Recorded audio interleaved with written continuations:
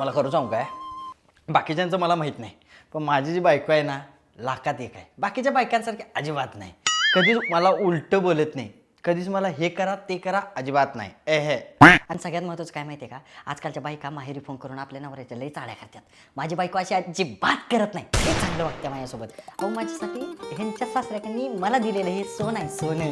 काय सांगू तुम्हाला अजून, ह्याच्या बाबतीत मी जेवढं कौतुक करेल ना तेवढं कमी आहे. किती करू सांगा.